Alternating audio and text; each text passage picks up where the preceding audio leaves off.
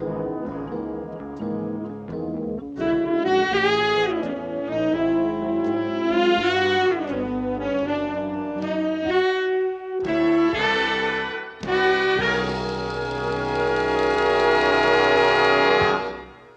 I want to welcome you to the 14th episode of SteeleWatching.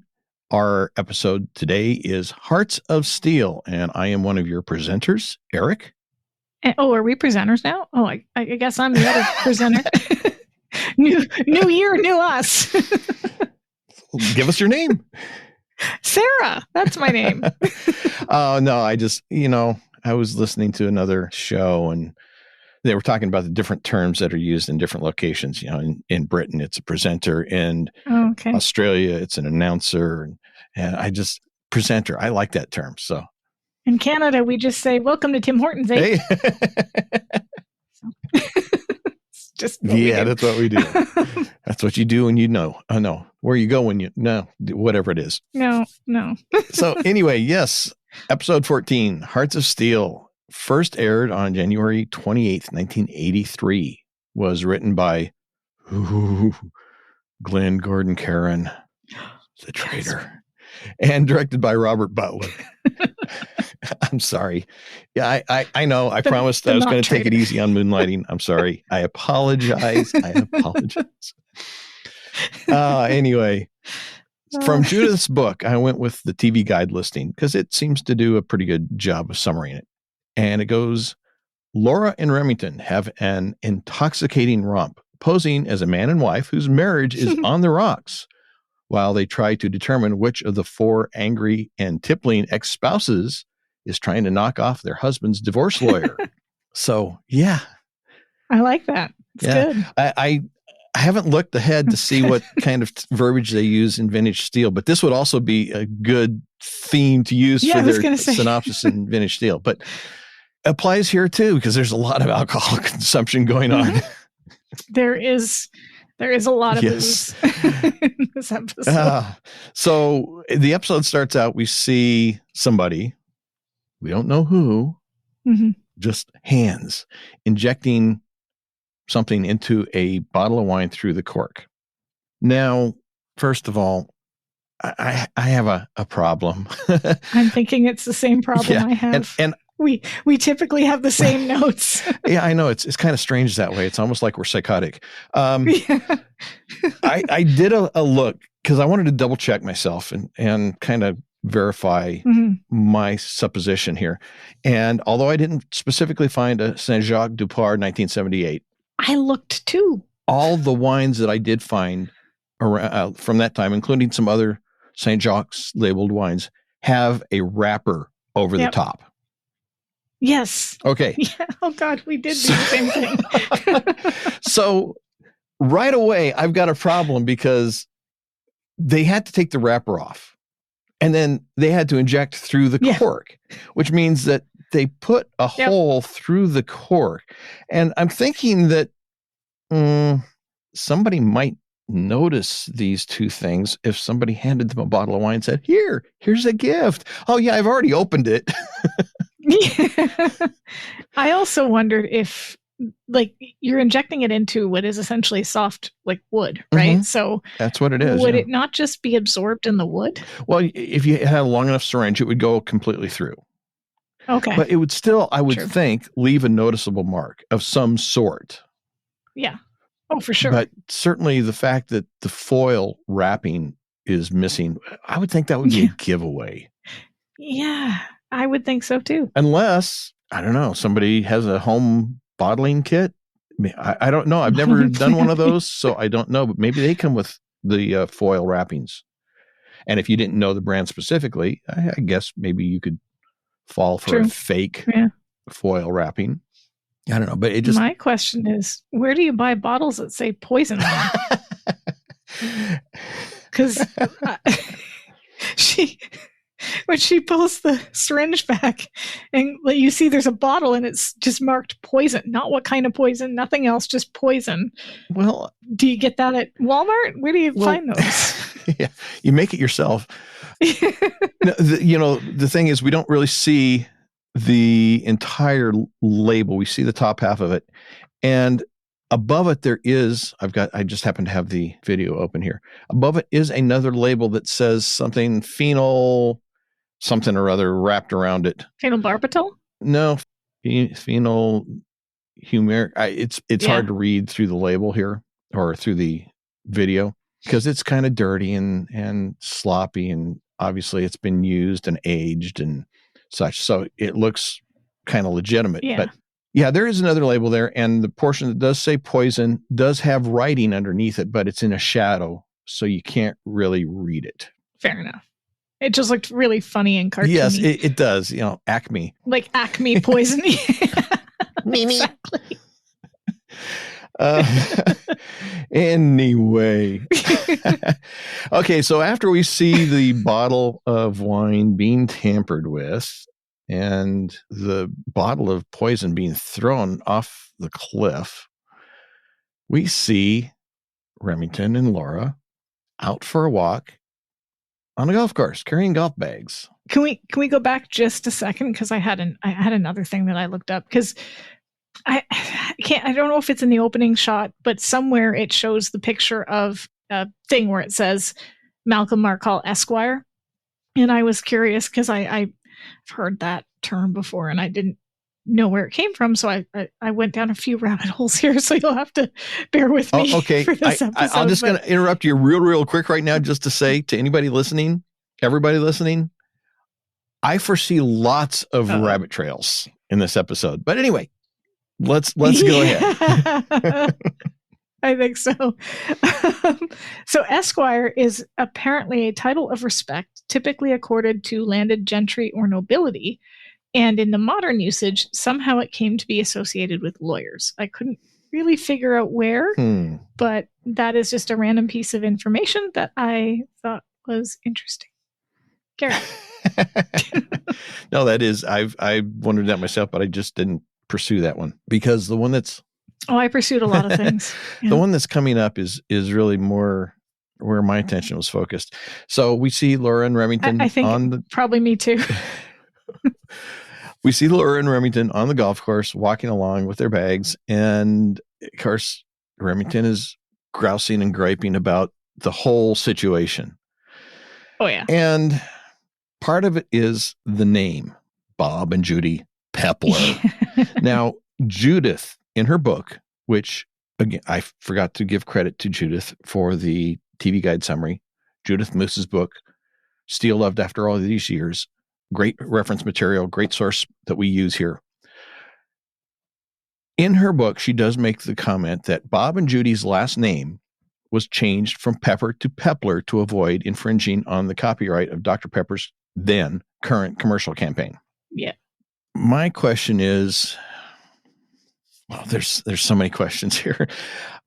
So you're going to change the name of some characters to avoid infringing on a copyright, and yet you're going to literally quote what was one of the biggest commercial campaigns of the 70s. Literally quote it. Yep. Literally quote it. Yep. And of course, I've got to think that the whole thing was a deliberate joke on the campaign. Yeah, for sure. How familiar are you personally with the Dr. Pepper, I'm a Pepper campaign? So I have vague recollections of seeing the commercials because I was born in 82. So technically the campaign ended in 83. I even brought up the website, the Dr. Pepper Museum website, because I wanted to get some more information on where this came from and how it started. So it started in 1977 and officially ended, the Be a Pepper theme officially ended in 1983 when it was changed to Dr. Pepper Made a Pepper Out of Me. And they kind of continued on with that theme. But there were t-shirts, there was merch, there was David Naughton from... what was he from? He was American Werewolf in London. American Werewolf in London. Yeah, we just watched that a few weeks ago. Which I think actually came about as a result of his involvement in the commercials, because prior to the commercials, he was who? Yeah. So I vaguely remember seeing like reruns of the commercials, and then looking into it, but it was huge. It was, even after the campaign had ended, I'm a pepper, you're a pepper. That was part of the cultural landscape for sure. Yeah. We talk about things going viral these days on the internet. And I think really that's what happened with this. Dr. Pepper is the oldest major soda brand in the US, even older than Pepsi and Coke. But they've never had that big market share and market awareness that those two brands have. And so, you do commercials, and I can just imagine the ad agency people saying, yeah, okay, well, we've got this cute little commercial, and who's this guy? Never heard of him. Okay, well, but he can sing. He's kind of good looking. Okay, we'll do this. And I don't know that anybody at the marketing agency or within Dr. Pepper imagined it would ever go ballistic like it did. It just exploded. And you're right. It was so prevalent and so pervasive into the society that in doing a little bit of research, I found a couple of very interesting commercials. One being with David Naughton and a bunch of dancers and Mickey Rooney. Yep. Where there's not a word spoken or sung throughout the entire commercial. All they do is they whistle the theme. Yeah, I remember that one. Everybody knew that. And so they recognized it. It was just like, yes. Yeah. And then, of course, there was I won't say infamous, but I'm not sure how much it did for them. The Jacksons commercial. Yep.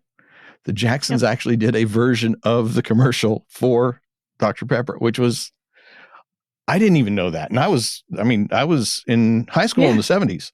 So yeah, it was big. The Statler brothers, Tanya Tucker, they had a lot. And here's the thing that stuck out for me with this whole I'm a Pepler joke in the episode. And this is maybe a question that I had for you, because Remington Steele, for the most part, attempted to stay fairly classic and avoid pop culture references because they date your show. Yes, they do. Right? And so up until this point, we've gotten very few references directly to pop culture commercials, TV, other than the classic films that he constantly references. Right. And so this was interesting for me because I grew up, my favorite show when I was coming of age as a teenager, as I've mentioned before, was Buffy, which became known for its pop culture references in a way that has caused the show to become a bit dated when you go back and rewatch it. So in its first episode, for example, Buffy exclaims that James Spader needs to call her and that John Tesh is the devil. No young person now would know either of those names. And similarly, this joke might fly right over someone's head who hasn't seen those commercials. So do you think the fact that the show has less pop culture references keeps it feeling more classic and less likely to be able to pin down a decade? And is it maybe a good idea for them to kind of avoid those? As to the first part of your question, yeah, absolutely. And I don't think Remington Steele is the only show that's ever done that. I believe that The Office was one specifically that, well, not entirely, but in to a great extent avoided specific pop culture references because it does have that very effect. It does date your show. And then, as we've talked before, the costuming also has that effect if you don't do it right. Whereas in this show, everything that with the rare exceptions of episodes where they were specifically wearing something like jeans and such as that, all the clothing was very classic and timeless. And so there's very little in the show other than like the technology, no cell phones, no motor cars, not a single luxury. But, no cell phones, no modern cars. The computers were archaic by current standards. Those things do date it. But in terms of everything else, no, I mean, you can still understand pretty much all the references. Now, if you were not a child of the 70s and you didn't get this joke, I think the name Pepler is funny enough that it's still... Oh, yeah, it is. I mean, it still elicits a laugh from people. Yeah. And then the line, and the way she says it, even if you don't understand the reference, if you don't understand the source, it's still a funny line. Oh, for sure. So, yeah. And the fact that he balks at being a Bob. Yeah. He's funny. Yeah. So he doesn't want to be a Bob.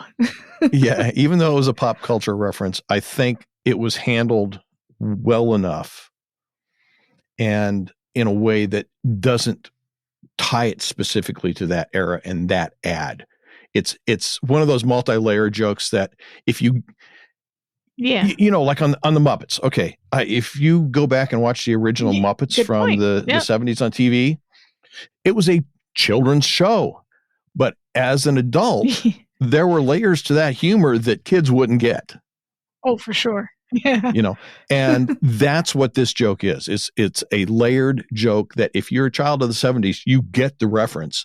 But even if you're not, it's still funny because of what it is, the sort of the alliteration of it, the just the whole thing of it. And I guess maybe that hint or idea that everybody wants to be this kind of golfing, happy, what's the word I'm looking for? Like couple that has the nice house and the plaid pants and is named Bob and Judy. Just, the Joneses, the Smiths, there was a word that was escaping me that's still kind of running away. But the other thing I wondered is if you mentioned Glenn Gordon Caron wrote this episode, and I'm wondering if this is a moonlighting influence in the sense that moonlighting appealed more to what was popular of the day, and therefore in my mind when I have seen episodes of it does feel more dated because there are more references and more sort of like pop culture-y things in that show. So I'm wondering if that's just a Glenn Gordon Caronism. It could be, because obviously as the creator and showrunner of Moonlighting, his interest, his focus in his writing would be carried forward into the overall DNA of that show. So yeah, you could very well be right that this is an early indicator that he is a guy that loves to put in pop culture references, which, it's one of those double-edged swords. At the time, it makes it very appealing because it connects people who are watching this particular show to other things, but it does in the long run date it. Yeah, for sure. Yeah. And you mentioned that he doesn't like being named Bob. Is it just Bob, or is it also the Pepler name? Because that's a kind of a funky name. Or is it also because of the pants, or is it some combination of things? I think it's a combination of, it's funny because I looked into the pants as well. This is how many rabbit holes I went down because when she says, "Where's your sense of humor?" and he responds with, "I'm wearing it." I looked it up to see, because then my brain went, I wonder if they have to wear those clothes or if this is a choice. And because sometimes when it comes to things like tennis, for example, if you watch Wimbledon, they have to wear white. There's no option. This is a rule, right? So I wondered, do they have to wear these? No, apparently it's just a fashion statement. And the crazier the clothing, apparently the more fashionable you are. Oh. So this is kind of funny because, of course, Mr. Steele always has to be at the height of fashion. And in this particular setting means he has to wear the most hideous set of plaid golf pants known to mankind. So I just thought that was pretty funny. I wonder how well a clown would fit in out there. Yeah. Probably pretty well, I guess. Then a clown shows up once, and then the next day everybody's dressed in like floppy shoes and big noses. Oh, so after he and Laura are having their little grump fest, they meet up with Malcolm and what's her name? Malcolm and Loretta, thank you. And of course they take some opening shots, and Steele actually impresses. He gets a pretty good shot off. So he and Malcolm go off. So does Laura, though. Yeah, that's true. But Laura gets stuck with but Laura gets stuck with Loretta. And she's obviously not happy about that. No, she is not. Is it just because she's getting excluded from the case? Because obviously Malcolm thinks that Steele is who he claims to be, and he's the one you talk to, and Laura's just kind of set dressing for Remington Steele. Is it just because of that, or is it also because she's perhaps a pretty good golfer and doesn't want to get stuck with this really low-end golfer? Yeah, I think it's because this was my question actually almost verbatim. Because I wrote, is it just because Malcolm wanted to talk to Steele and he opted to leave Laura behind, or did it have to do with the fact that Steele's ball went further, or both? And Laura also had a pretty good shot. I think it's a bit of both. I think Laura is angry that she has a pretty good shot. It's not as good as Steele's, but it gets on the green, and she should theoretically play through with the men. But because, as you pointed out, Mark Hall believes he's there to meet with the famous Remington Steele, Laura is basically there to babysit his wife, who is a terrible golfer. So she, of course, gets stuck behind. I like the exchange. How many strokes is that in this hole? 22? 23 if we don't count the times you missed the ball. And we won't. And we won't. And we won't. Oh, yeah. And she's in the script, it mentions that she is having lessons. Oof. Because the shooting script provided by Judith. Right? Malcolm mentioned she's terrible despite having lessons. So, yikes. Oh, and yes, thank you to Judith for providing us with a copy of that script, because the script resources that I had previously did not include that one. So thank you, Judith. So anybody who's listening who's not a member of the Steele Watchers fan page or fan group on Facebook, this is the kind of stuff that you get when you are a member of this group. So, yep. Steele Watchers, cool. Facebook, advertisement. Yes. So it's like we should have ad breaks. Yes, ad breaks. And now a word from our sponsor. We can play the Jacksons singing. I'm a watcher. Whatever. I don't know no, I think we might want to stay away from the Jacksons singing I'm a watcher. Okay. All right. Okay. So Malcolm and Steele go off. Loretta and Laura go off, and then they eventually end up at the clubhouse, and Malcolm is drinking milk, presumably because of his stomach trouble, and Steele is drinking something else, presumably alcohol.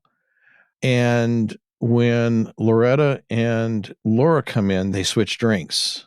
Yeah. So obviously she doesn't know about his stomach trouble because he's trying to fake like he's been drinking this alcoholic drink. Wouldn't it raise a question that Remington Steele's drinking milk? It does look odd that he's got a glass. It looks odd to have a glass of milk in the clubhouse, period. Well, I would think that if you wanted to avoid booze, water or a soft drink. Soda. Seltzer water. In fact, you can get away with a soft drink really easily, because if you don't want to drink, but you want to make it look as if you're drinking, you order a glass of Coke or Dr. Pepper or whatever drink you want to drink. And if anybody asks, you can say it's a Jack and Coke or rum and Coke or something like that. It could be a mixed drink. So it's weird that he would specifically pick milk when he knows his wife is going to show up any minute and not want her to see it. Yeah, that is true. But I guess, the reference is that when you have an ulcer, you drink milk to coat your stomach. I don't know how well that actually works. No, I looked at that was another rabbit hole I went down. It temporarily soothes an ulcer by coating the stomach lining, but also causes your stomach to produce more acid and digestive juices, which can make the ulcer worse. So drinking milk, not a good idea if you have an ulcer. Anyway. Yeah. Join us for more medical advice. Yes. We are not doctors, but we play them on TV. Yeah. I did have a question about Loretta Markell's claim that she broke 150. I also Googled this. She had 23 shots on one hole. Okay. And not counting the ones that she missed. Okay. So if we count by the rules, I think if you swing 18, and miss, that counts. So 23 shots on one hole, and that merely got her out of a sand trap. She had to actually put it into the hole at that point. She wasn't even on the green at that point. So it was more than 23 shots on that hole. Yep. So if she was consistent over 9 holes, by my math, she couldn't have even broken 200. Yeah. She must have had some pretty good holes in the middle. Yeah. And I also Googled, because she says she finally broke 150, and I mean, I know that's a bad score, but Mhm. I wondered how bad comparatively. So apparently, according to my Googling, an average golf score is 90 strokes for every 18 holes played. The score applies to an amateur golfer playing on a par 72 course. A good golf score is a maximum of 108 strokes, while a bad score is considered to be 120 strokes or higher. So that's real That's on bad. 18 holes. She's real bad. Yeah. Now, given what we saw there, I'm going to guess they did not play a full 18 holes. I'm going to guess they only played 9. I'm guessing they gave up in the middle. She is terrible. She's having lessons? She's, according to the shooting script. Right. He says your lessons are improving when she makes that first shot into the sand trap. If that's an improvement, I hate to see what she was to begin with. Yeah. Yep. So at the end of the meeting at the clubhouse, and they're getting ready to leave, Laura is not happy. Oh, she's still mad. She's big mad. Yeah. And she says, I didn't spend all this time setting this case up just so you could waltz in and pretend to be a detective. Except, isn't that what she did when she led him and encouraged him to pretend to be Remington Steele? And when she started to teach him about being a detective, which we've already gotten into in past episodes. I mean, we're already past the point where she's teaching him to be a detective. Yeah. She set the situation up. Yeah. She just didn't count on him being a decent golfer, I think. I think it would have been easier to, or for Loretta to be that bad. That's true. But yeah, I think, I don't know. I have to go back to your earlier comment about being kind of shut out of it because she should have gone and played through with the men. So there is that part of it. And then there's the fact that she is basically shut out of the case at this point. Yeah.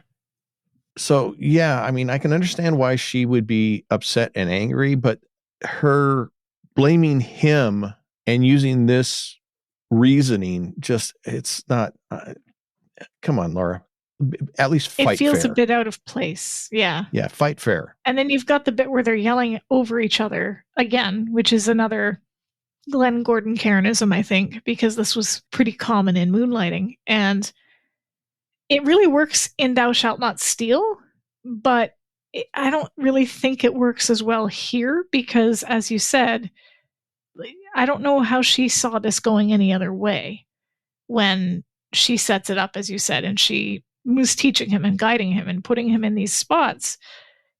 It feels like it feels like an overreaction for something that she sort of created. Mm-hmm. Yeah. And then the fake fight in front of the food court.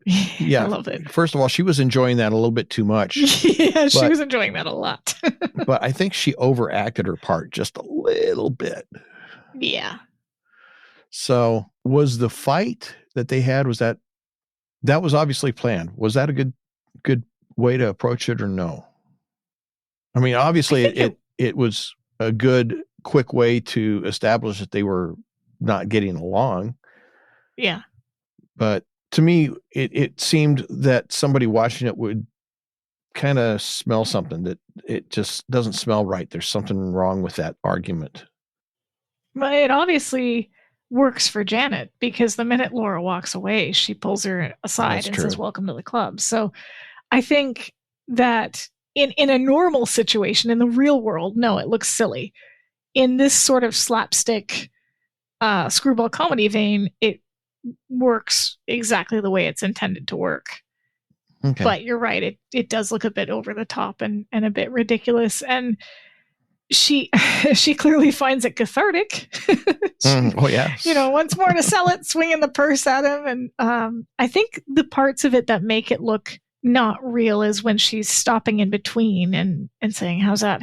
I think that those are the parts that if you were walking by, you'd be like, okay, why is she like screaming at him and then whispering to him and then screaming at him and then whispering to him? One more? Just to sell it? Yeah. And also, does Mark Hall only represent men? Is he specifically just representing the husbands in all of these cases? Or is he... I'm confused as to who he represents, because towards the end, when Steele comes up with this great idea of getting the women there to talk settlement, if he's not their lawyer, then he wouldn't I'm assuming their lawyers would have to be present to talk settlements. So Well, that's true. I was a bit confused as to, is he specifically just representing husbands and not the wives? And if so, okay, weird, but. Well, it's not specifically said, but everything that we see in the episode is him obviously having represented the husbands in the cases that we see.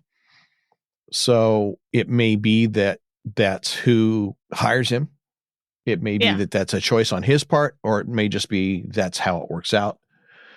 But I don't know that it's specifically stated, but it does appear that he just works for the men. If a female attorney can choose to just represent women. Oh, it's not a criticism. It just seems a little, it could be just reputation. He gets a reputation for being good, getting men the settlements that they want in these divorces. So maybe that's just who comes to him, as you said. Yeah, circumstance. So after they have their street fight, food court fight argument, and as you say, she gets dragged into the sorority.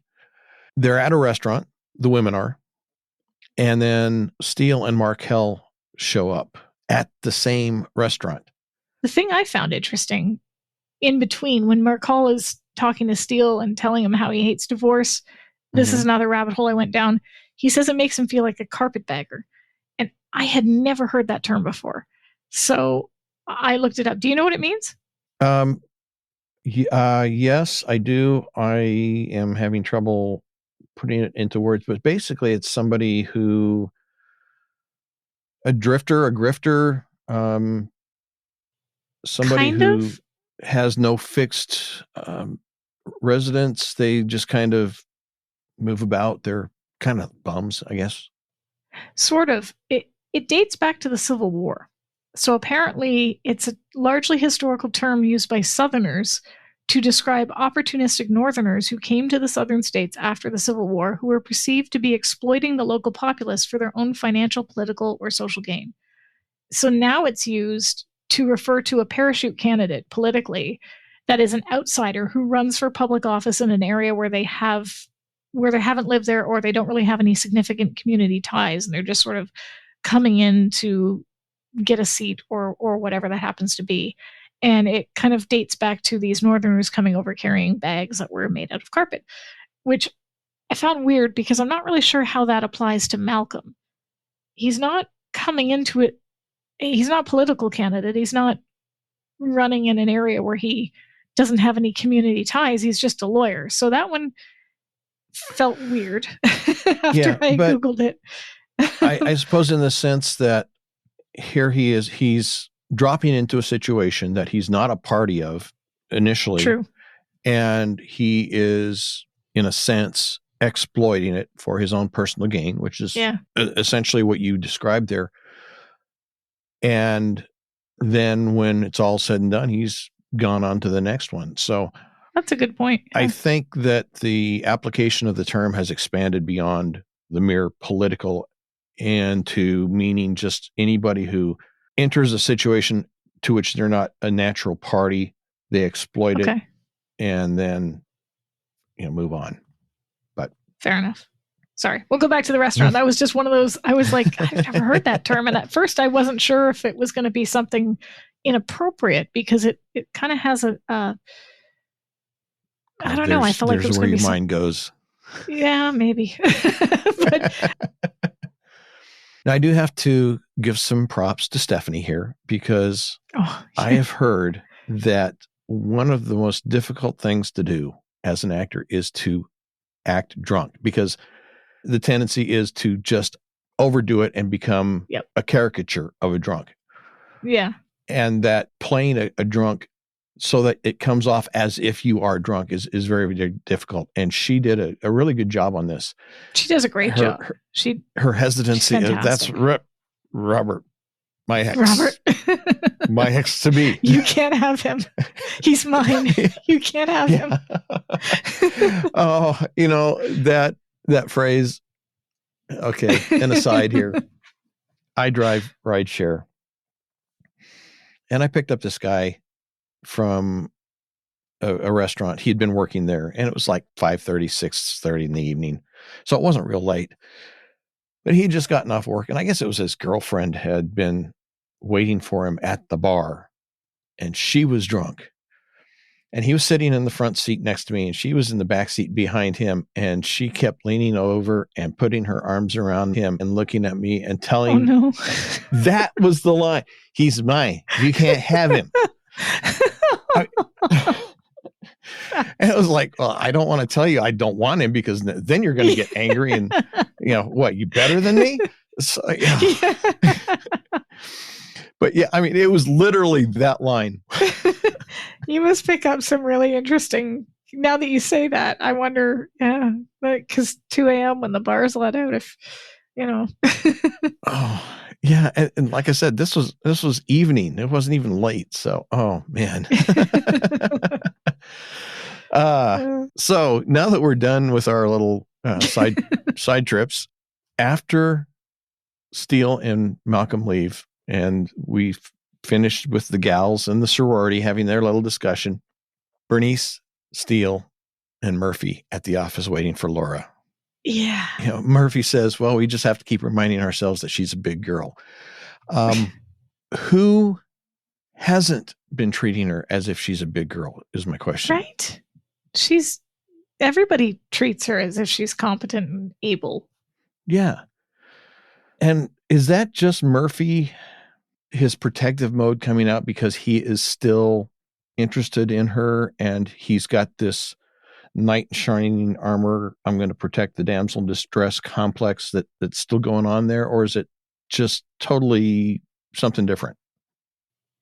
I wondered that the whole scene is weird because it's dark. They're sitting in the dark, which leads me to believe it's late. And I wonder, wouldn't they just assume she went home? It's not like she was in a particularly dangerous situation. She was out at a restaurant for food and drinks. I would just think they would think, okay, she went home and we'll see her in the morning. It was very odd that they're all sitting there as if she's out with a suspect who's a potential murderer. Well, I guess she is, sort of, but I don't know. That whole setup felt odd.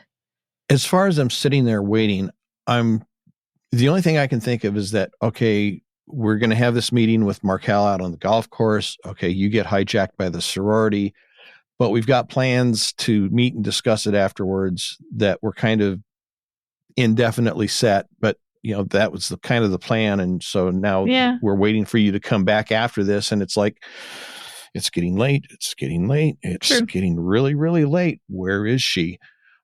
That's the only thing I can think of is to the explanation as to why they'd be sitting there in the dark waiting for her. But yeah, I mean, it's like at some point you just figure, okay, yeah, she probably took a cab and went home.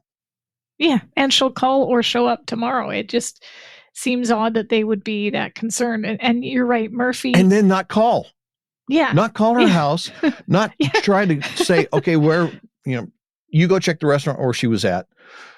I mean, if you're that concerned about it, do something. Don't just sit there saying, well, she's a big girl. Have Fred show up at the house. Have somebody knock on the door. You're right. It just feels, and then Murphy, I think this is definitely a knight in shining armor. It feels that way for sure. That's kind of how he rolls sometimes. So. On the Steele in Love website, they do point out in their list of edited Steele that the Rolling Stones song that she sings is missing. And I think that's a shame. It really is. It's a shame for a number of reasons, but and I wish I'd kept them. I had all the episodes taped from the TV station that used to run the reruns. Mm-hmm. So if I'd kept them, I didn't realize when they released the DVDs that they were going to cut things like this for rights issues. I would have had those episodes, I guess, on VHS tape, but I still would have had them, and now I don't have them anymore, but I remember this. Yeah, and it feels a little awkward to not have that in there. It's in the script. Because she's singing it as she comes into the office. Yeah. And so it's a nice setup for the conversation that happens thereafter. Yeah. I don't know if it was just simply that the Rolling Stones wanted too much money, an unreasonable amount of money, or if it was that the studio was just Too cheap. They didn't buy the rights to a lot of music, though, so I don't know if it was necessarily the Stones specifically, because there's a later episode where she's in her car singing along to Girls Just Want to Have Fun that got... It's a weird one on the DVD, because the song itself is cut and it's replaced with a different song, but she's still singing Girls Just Want to Have Fun, so I'm not sure how they got around that. Like, I don't know how she was allowed to sing Cyndi Lauper song, but not play the Cyndi Lauper song, but she's not allowed to sing Satisfaction. Yeah. And, given the amount of the song that appeared in the episode and the fact that it wasn't the Stones recording, I would have thought that it wouldn't have been a huge negotiation, that maybe it's somebody at the studio that just was too lazy to try and do the negotiation and said, well we can save ourselves, $50,000. Yeah. It's like, which is, to a studio, $50,000. Yeah, I'll spend that at lunch. Yeah. So it's a shame, because should we get on soapbox? It sort of adds as well to the pop culture relevance of this episode, because that, again, that's a modern song. Usually when they are dancing or they play music, it's old sort of Rat Pack type songs, although those got cut and replaced too, but they're more classical, like classic music. This is rock. Yeah. And it's relatively modern. So it's not so specific to an era or to a decade that it would have dated it too bad. True. But it's just one of those things. It's a shame that the music industry and the television and movie industry can't get together and work out some sort of better system, because there's so many shows that get chopped up like this. And when, like you said, you had it on VHS and you went and bought the DVDs and you didn't realize it was going to be different. Yeah. Well, that's one of the reasons people buy the DVDs, is because they want to save that show that they have, or that movie that they have a fondness for, and they expect it to be the original. They don't expect it to be, oh yeah, it was a 3-hour movie, but we chopped it down to 15 minutes because we didn't want to pay all these royalties. And it's like, no, that's not what I thought I was buying. Yeah. And I think I've mentioned it before. WKRP, first season of that show was released on DVD, and it was just totally butchered. And as with the Cyndi Lauper song that you reference here, there was an episode of WKRP where one of the songs that was used was a linchpin detail of the episode. And it was Elton John's Tiny Dancer. And it was a linchpin detail in that episode. And when they pulled it out, it didn't make any sense. Yeah. So, there's got to be a better system put into place, because it's just, there's too many TV shows and movies that are being hacked up for home release, whether it be on DVD or Blu-ray or streaming, and it's ruining the shows. Yeah. Because they just can't get along. Can't we just all get along, people? I wonder how many studios think that people are just not even going to notice. I wonder if the assumption is just that they'll release it on DVD and people won't catch it, which for the most part, I guess, if you haven't watched VHS tape reruns of something over and over and over again, you probably wouldn't. But something like that scene with Laura singing along to a different song, that's fairly, you can't get around that. It's awkward. It's like a bad ventriloquist act. She's singing one song, there's a completely different song on the radio, and you're wondering, Laura, hey, hi, not the same. Anyway, get back to the episode. Laura does come in, and Steele says, Murphy, Bernice, you guys take off. I'll take her home. Yeah. And Murphy's suspicious. He's, leave her like that with you. And of course, Steele throws back at him. Oh, she's a big girl. Remember Murphy? Yeah. Which. Good for him. I guess. It didn't do a whole lot to reassure Murphy. I wouldn't think. No. Because it's like, okay. Implying that Steele can't be trusted with her when she's drunk is pretty low, even for Murphy. I think that Steele has shown enough integrity that he wouldn't take advantage of somebody who's clearly not able to even form a sentence properly. Well, that's true. That's true. But Murphy is who he is, and he's still got this Yeah. protective mode of Laura, and he's still suspicious of Steele. And I guess I can understand where he's coming from. You're right. It's probably very insulting to Steele, but I mean, I can kind of understand. Like, I don't have anything against him wanting to make sure that she's not taken advantage of when she's drunk. That's something every good friend should do. But I don't think he would do it with somebody else.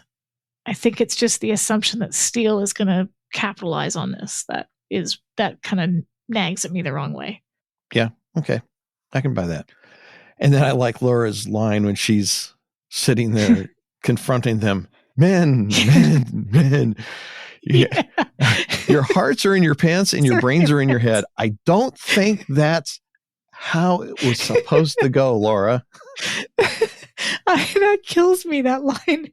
And that in the delivery of when she says men and they say, what do you mean? And she looks at Bernice and she says, he wants to know what it means. And Bernice looks back at her like, and Janet DeMay, perfect facial acting here, because she sort of gives Laura this look that says, I know exactly what you're talking about, but at the same time, oh, sweetie, you are drunk. Like those two expressions in the same moment, like, been there, I know where you're, I've been this drunk before and I know where you're at. And also, we need to get this girl home. But yeah, your hearts are in your pants and your brains are in your head. Well, that's where the brain should be, but that's not where it's usually referenced. And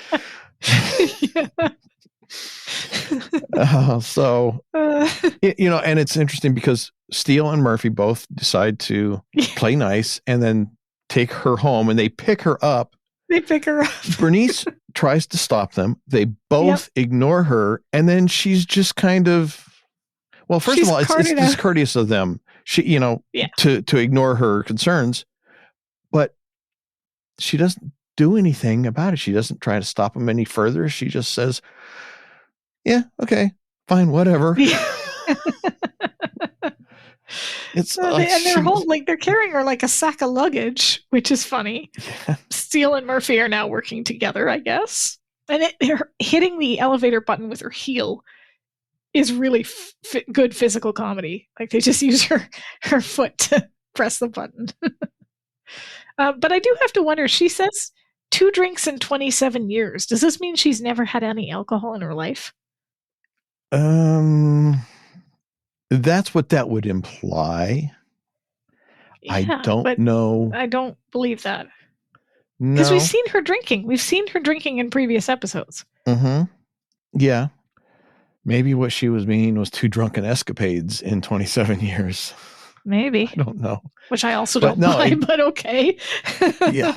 No, because, I mean, first of all, we remember back in the premiere episode, he bought her a magnum of champagne and she was drinking from that. So it's not like... We see them drink a lot together, actually. Yeah. There's a tag at one of the episodes, at the end of one of the early episodes, where they're in his apartment and they've got glasses with wine in them, I'm assuming. Mm-hmm. They drink a lot. Well, maybe she's just meaning 2 drinks of that type. She's not counting wine. She's not counting champagne. Yeah, she's could be. Not counting the light alcohol drinks. She's talking about heavy, hard alcohol drinks. Well, to be fair, wine has a pretty heavy alcohol content. Well, yeah, compared it does, to beer. But... I think maybe we can assume she was drinking tequila because they're at a Mexican restaurant. Mm-hmm. But I think a lot of people do view alcohol in 2 categories. There's wine and beer, and then there's hard alcohol, or what's called hard alcohol. And so people look at those as 2 different things, and that could be what she's referencing here, is that she doesn't normally drink these types of alcoholic drinks. Yeah, she does wine and beer, but that's just wine and beer. She doesn't do this. Yeah, that's true. And then what comes up is a rather esoteric joke. How well do you think it came off? Spare ribs? This was a conversation in the Facebook group. Did you see it? I did not. No. So I won't name any names, but somebody had mentioned not getting the joke. And so I mentioned, well, I'm assuming it's a reference to, there's a movie that it's from, but there's also, I just assumed on a whole, it was a reference to the concept of women being made out of Adam's rib. Hence, they are discardable, or they're extra, or not relevant as relevant as men because they are, quote, spare ribs. And the person who initially said, well, I didn't get the joke, responded with, oh, well, I don't think that's very funny. And I kind of don't think it's that funny either, but they deliver it well enough that it still comes off as funny, if that makes sense. I understand what you're saying. I didn't think it was all that funny. The joke itself is not. It seemed to me a lot of hard work for a joke that didn't work too well. Yeah. Well, and that's it. Like in the Facebook group, I had to go in. And other people commented too, and it became a whole long thing. And it's like, if you have to do that much to explain your joke isn't that funny to begin with. Mm-hmm. Yeah. Yeah. And that was kind of the thing, is that it seemed so esoteric that if you didn't, like I said, if you had to work this hard to set up the joke and then the person listening didn't catch it and understand the whole sequence there, it just doesn't work. And so, it just didn't seem to be. Well, that's your example. That's your quintessential example of a pop culture joke that doesn't land.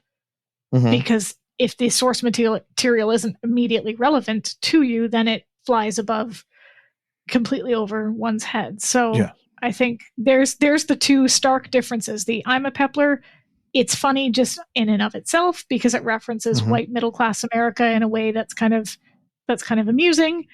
This one, not so much. Plus the verbal humor of it, just the sound of it. Yeah. Whereas this one, if you didn't get the joke, you didn't get the joke. Yeah. Okay, so after all that happens, then we see a bottle of poisoned wine, the bottle we saw earlier, being left on the doorstep of the Malcolm Markel home. It's got the card on it, identifying it as being for Malcolm. And then we see Laura in the passenger seat of the Rabbit, obviously dealing with a major hangover, and Steele revs the engine. Just to annoy her. Yes. Oh, let that be a lesson to you, Laura. It's a good one. So they arrive at the Markel home, and of course, he's greeted by Markel and the dogs, who are barking at visitors. And this is a clue that eventually pays off. Yeah. Markel tells him that Loretta's the only one who can keep the dogs quiet. Again, something that pays off later on. And he says, I heard somebody down here messing with my car late last night.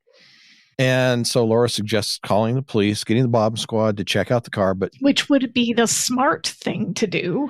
Well, yeah, but he does have a reasonable sounding explanation. He wants to avoid the publicity, and he doesn't want his wife to find out about it. So when there's hesitancy, he apologizes at having expected the great Remington Steele, whose reputation includes vague references to secret missions, a gop about government service and such, expecting him to be able to defuse the bomb. Yes. So Steele says, well, the man's paying for Remington Steele. He has a right to get what he paid for. Besides, there's only a problem if there really is a bomb in the car. What is he thinking? Literally my comments almost exactly. Like, what are you doing?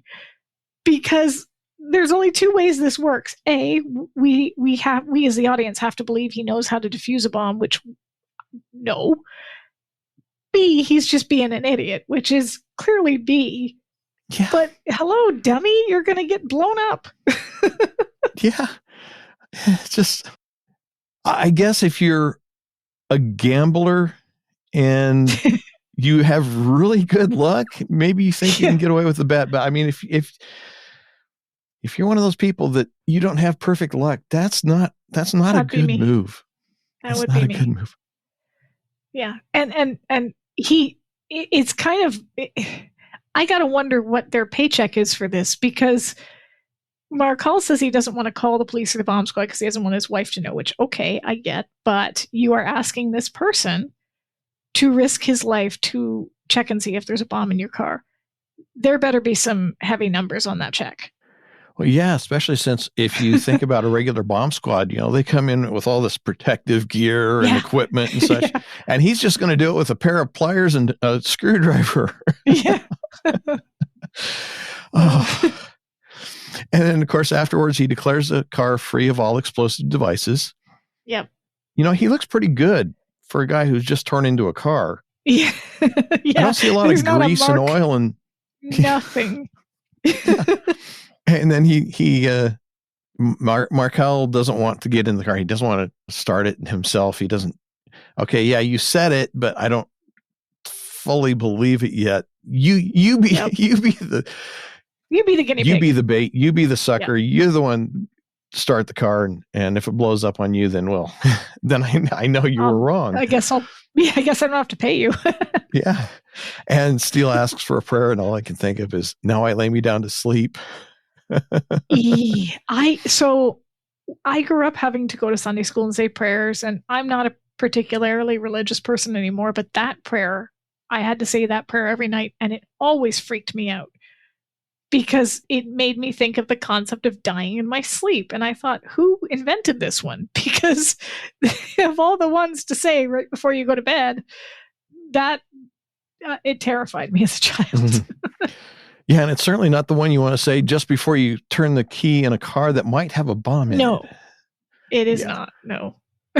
So she gives him the Lord's Prayer, and he puts the key in, he starts the car and asks if he could take it for a spin and puts it presumably into reverse and then drives forward off of the cliff. And I like his line, those people could certainly learn a thing or two from Detroit. My question... Okay, well, I guess I'll wait on my question until the next scene, because afterwards they're inspecting the wreckage, and Murphy says whoever did it knew exactly what they were doing. They completely re-geared the car so that when you threw it into reverse, you were actually going into first. I've got two questions about this whole thing. Yeah. First of all, European shifting patterns. Yep.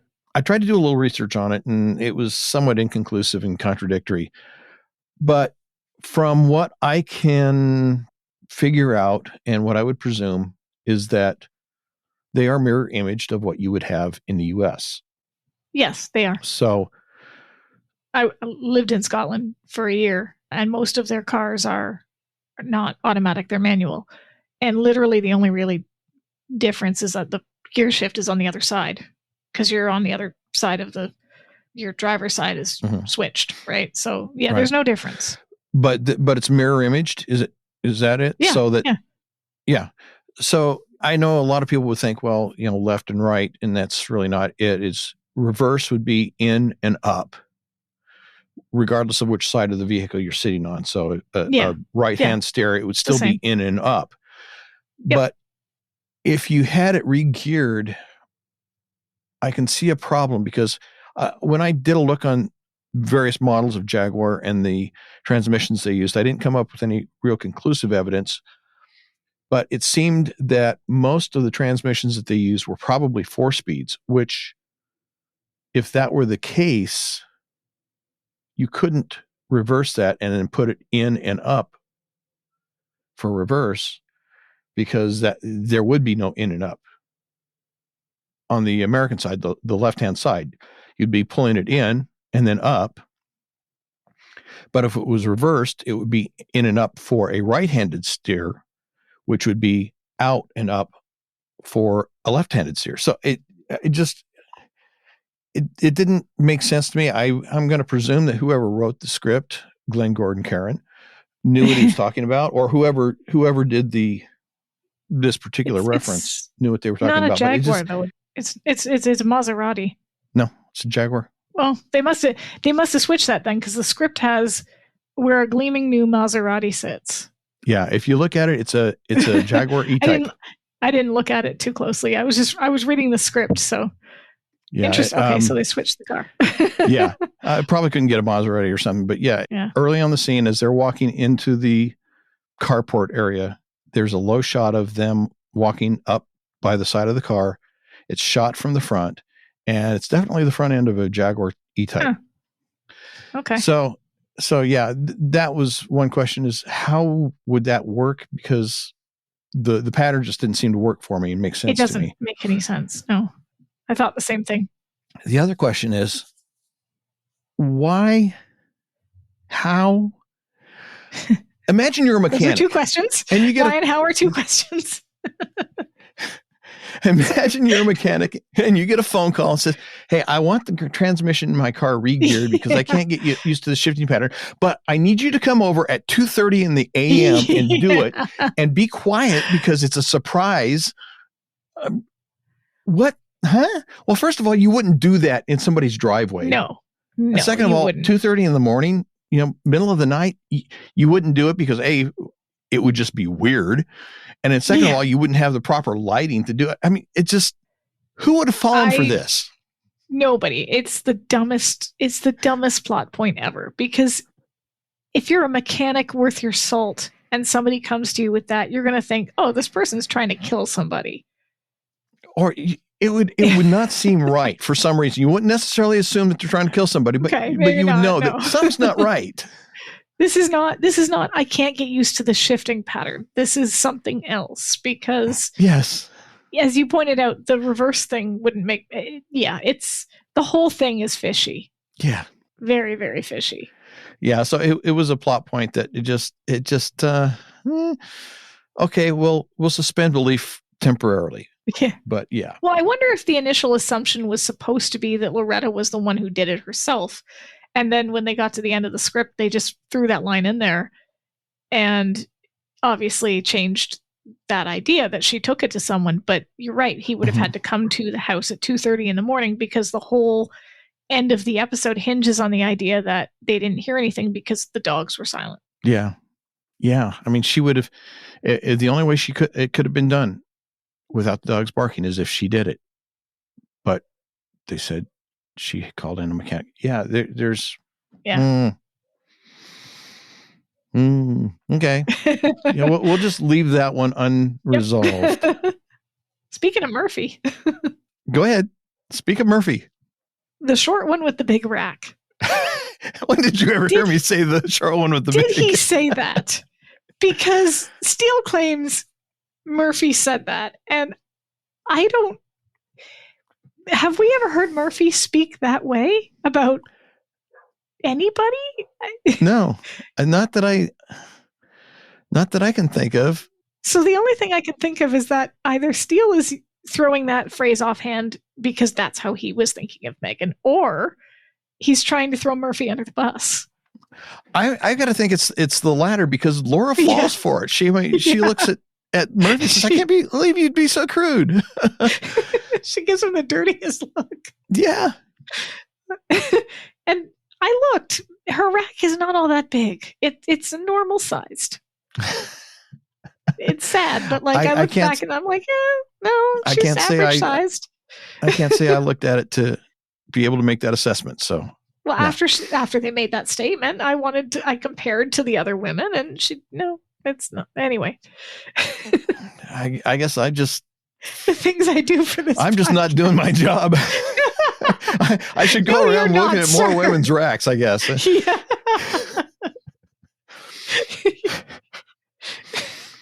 Okay. Then the next thing that comes up is Murphy tells Laura that she got a call from Janet Kimmel asking if she likes Italian. Yep. Okay. Another plot hole. Teacher. How did Murphy get the message? I wondered that too. Janet Kimmel call the office? Yeah. Because otherwise she'd know. That's right. First of all, there's a name problem because if she called the Remington Steele the first problem is why would she be calling a detective agency? Yep. That should be suspicious. And second of all, if she asks for Judy Pepler and they say, well, there's no Judy Pepler here, that would be suspicious. And, I guess maybe Bernice would be heads up enough to say, well, she's out of the office or something like that. But yeah, it's just, how did she get the message? Yeah. It's a good question. And because they never saw Murphy. Murphy was not at the golf course. He wasn't at the restaurant. He wasn't anywhere near. So Murphy, of all people to get the message, Murphy is the least obvious one. Yes. Yeah. And there would just be so many questions that should have come up in Janet Kimmel's mind that it doesn't, Glenn, we need to have a talk. There are a lot of plot holes here. You could drive the Auburn through them. Or the Rolls Royce that he bought from. Yeah. At the Italian restaurant, they're swapping divorce stories. And Beth says, okay, she really didn't want a divorce, and she's not sure why she and her ex-husband got divorced, because she didn't think he wanted one either. And she says it's not like the good old days when a woman would cheat on her husband and a husband would cheat on his wife, and everybody's happy. And really? Was that the good old days? I don't remember those good old days being like that. I'm wondering if, because I wrote about this too. I put this in my notes because she says we have no vices. We've given them all away. Mm-hmm. And well, that I can understand, but she sort of harkens back to this idea that in the good old days, a woman would cheat on her husband and her husband would cheat on his wife, and they just wouldn't talk about it. And so everything was fine. But modern marriages, I guess, maybe have become more complicated. People demanding more from a relationship is an interesting one, as is the theory that the only reason that some of these women got divorced was out of boredom in their safe suburban lives. So maybe obviously these were not healthy relationships to begin with, but it seems like the writers were trying to say something about the middle class and the skeletons they keep in the closet, and implying that it was almost better to leave them there because it preserved that idea of middle class solidity and safety and conformity. And the minute that they break free of that, it's somehow not as interesting or becomes harder. Life becomes harder when you confront the fact that your husband's cheating on you rather than just ignore it and have another drink.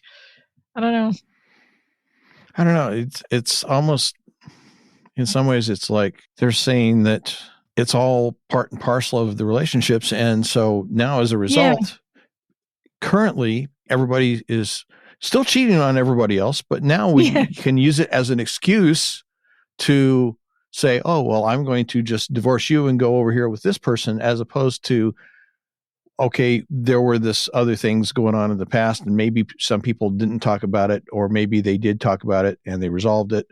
But, it wasn't just being used as an excuse to just say bed hop. Yeah. I don't know. I think as well, this would have been coming off of the 70s, where in many places women couldn't even open a bank account without their husband's permission. And so when it became easier to divorce, go 80s into the 90s, and I don't know about the US, but Canada, with the concept of the no-fault divorce, all of a sudden you saw a jump in divorce, which makes sense because many of those women who in the 1950s stayed in those marriages did so because they didn't have any other choice. They couldn't leave. They couldn't get bank accounts, or it was harder. So divorce rates jumped, and sometimes that's seen as a bad thing, where there's relationships are failing more because people are getting divorced. And I don't necessarily think that's always true. I think sometimes it's finally people can leave relationships that are bad, that they should leave, that they should not stay in. So I don't think that's what Glenn Gordon Caron was trying to talk about. I don't think he was trying to make some grand social or political statement, but it kind of makes me think of that. I always say, marry somebody that you'd be happy to divorce, which is a strange statement to many. But in my mind, if you get married to somebody who is not going to take you for a ride if the relationship goes south, who is going to be civil regardless of the reasons for the relationship breakdown, and is going to co-parent well with you if you have kids, and is not going to be vicious or cruel, then you're probably not going to get divorced to begin with. Or if you do, it's going to not end in a situation where you need a guy like Malcolm Markell. Another thing about this scene, I don't know if you caught it or not. It looked to me like there was a men's wedding band on the breadstick that Laura's holding. Yeah. Is Olive Garden giving away men's wedding bands now? Because that's what it looked like. I wondered if it was the napkin tie. Like, how you get those napkins, they've got a little ring usually around them. Maybe she was a couple of drinks in and she put it on the breadstick. It seems awful small. True. I mean, I'm not going to say it wasn't, but it seems awful small for something like that, because usually a napkin in a restaurant that has a tie is, when you squeeze it down to the size that you would have when you put the tie on it. It's going to be thicker around than that. You've got the hem at the edges of that you have to slide that ring over that are actually make it thicker at the ends than it is in the center. So it looked like a men's wedding mat to me. And it was just had me curious as to where she got it from, why it was on the breadstick and going on. The other thing I noticed, I had to go back and look at this. I looked at both restaurant scenes. Megan in this scene is drinking. She's got a glass of wine in front of her, and you can see her sipping and putting it down. But later on, when Steele goes over there, she says she doesn't drink. She's vegan. She doesn't eat meat. That's obviously a lie because she's drinking in this restaurant scene. Yeah. I don't know if that was another one of those Glenn Gordon Karenisms where he just thought, they won't notice it if everybody has a drink in their hand. But what's weird about it is the first restaurant scene, she has a glass of milk too. So they clearly made a point of her having a glass of milk in front of her in the first restaurant scene where all the other women have tequila. But the second one, she has a glass of wine in front of her. So she is drinking. Interesting. Yeah. I did not catch that. No. Oh, I went back because that scene where I didn't catch it the first time around either. But when he goes over there and she refuses and says, I don't drink, I thought, wait a minute. They've been drinking in the I wonder if she was drinking. And then I had to go back and look at the scenes. Yeah, interesting. So after that restaurant, we have the scene at his office, Markel's office. Yep. And of course, he's not happy because the night before, when his wife was home alone, somebody set fire to some portion of their property. And of course, he's even more unhappy when Laura shows up inebriated, obviously. Because she, I guess, just came straight from the restaurant. How did she get the message? But good question. Steele shows up and announces that Loretta is resting comfortably, and Markel promptly fires them. At which point, Laura seems to try and want to talk him out of it, but she can't talk well enough. She calls Mr. Farkle. Mr. Farkle. She has a problem with names when she gets drunk or distressed, doesn't she? Yep, she definitely does. And I feel like he seems oddly hostile in this particular circumstance because does he expect the Remington Steele agency to be guarding his house 24/7? Yeah, he did seem a little bit over the top on it. The only thing you can maybe use as a explanation is that he was stressed out by that entire situation, plus maybe some cases. And we find out later he's buying the house in Arizona. They're getting ready to move there. Yeah. The stress of all of that, he could just be on end. But yeah, he was a little bit overly aggressive, that's for sure. And the fact that he's angry at her because she's been drinking, I sort of understand. But again, that was in the line of duty. It wasn't like she was out partying. But he doesn't really know that at this point. I mean, they haven't explained that to him. True. But on the other hand, if you hired the Remington Steele agency because of their reputation, how to say this without, I guess up to a certain point, and there is a line over which, you don't want to step over, but up to that line, does it really matter how they behave? Yeah. In their personal life or even in their professional life, as long as they haven't stepped over that line. How they accomplish the job really, I mean, you're paying them to do the job, not tell them how to do the job. So you're paying for results, not for the process. So I don't know. It's just silly. It is silly. But after Malcolm fires him, he goes into his office, and of course he's got a client in there, and they all decide to have a celebratory drink from the bottle of Saint-Jacques du Pare. And that doesn't end well. And it's funny to see, again, the physical comedy. It's funny to see her trying to take a drink and him stopping her. And of course, we know why it's going to happen that way because, and then she stomps on his foot. It's just the whole, poor guy. That whole interaction. They worked so well together on the physical comedy, and we've already talked about how well Pierce does in the humor area. And yeah, it's a great little bit. It's good. It's really good. So after Markel's client drops dead from the poison, we see Laura visiting Loretta Markel at the hospital. She looks great in that color blue. Just a random thought I had. Laura asks Loretta about the fire, and Loretta tells a brief story and then begins rhapsodizing on her house, her life, her friends. Yeah. The parties they had, the legal conventions, the clubs, the golfing on Saturdays or on Sundays. And I got to say, for somebody who's got such a lousy golf game, she seems to enjoy that golf, doesn't she? Yep. And so after that exchange, we see Laura and Murphy and Steele back at the office. Yep. Markel was able to keep the client's death out of the paper, which was a concern. Murphy says that he's got the wine sample delivered to the lab, so they should get an answer as to what the poison was by the end of the day. Right. And Laura says that the coating on the bottle should give them a clue as to where it was purchased. And of course, during all these exchanges between Laura and Murphy, Steele keeps trying to interrupt, and they keep ignoring him until he says, "Now, I'm no detective, but it seems to me..." I think I'm hearing things. Are you hearing things? It sounds a bit fuzzy, like a fly buzzing around. It's okay. She's still mad at him about the whole opening thing, about the golf course and him and Markel going off and her getting stuck with Loretta. But she's been training him to be a detective. We already know this. And we already know that she recognizes that despite his lack of training, he does have instincts. They need to be refined and honed and polished, but he's got instincts. This seems a little bit overly dismissive. Is she really that mad at him over the whole opening golf course thing? Or is this... This is childish.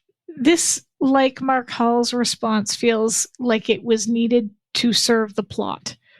Like, this is not character development. This is character development for sake of plot, because it's childish and character abnormal development. Like, I think I'm hearing things. That's the kind of thing you do as a kid when you're ignoring your sibling. Mm-hmm. It's very, very immature. And then his suggestion is a good suggestion. It kind of backfires on him, but it's not a bad idea. And then her response, go back to the part where you're not a detective. Yeah. Oof. It's dismissive. It's rude. And you're right, because I was just listening to Steele Flying High, the edit, which hasn't dropped yet when we're recording this episode, but the moment in that episode where they go into his apartment and it's trashed, and she says, "I think we need to start taking him seriously." Mm-hmm. Where did that go? Where did that Laura go? The Laura that actually admits that he has good instincts. They're not always going in the right direction, but they're the right idea. So and this is coming off the heels too of A Good Night's Steele, where they kiss at the end for the first time since their plausible deniability kiss. So theoretically, they should be a lot closer in this episode than we see them being. Yeah. So character abnormal development for the purpose of the plot. Yeah. It's a shame. I don't think that'll fit on a t-shirt, but yeah.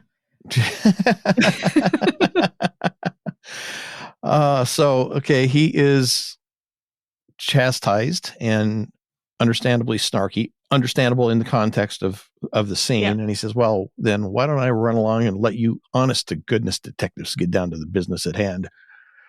So, within the context of the scene, you can kind of understand they're being snarky to him. He'll be snarky back. Yep.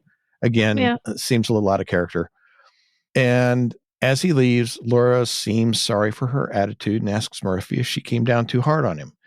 But in the context of the scene, ignoring our discussion about the fact that it seems out of character, is it because she realized that she was being unfair, or just because he left in a snit and she had her feelings hurt by his understandable resentment toward the treatment of him? I mean, what's her motive there?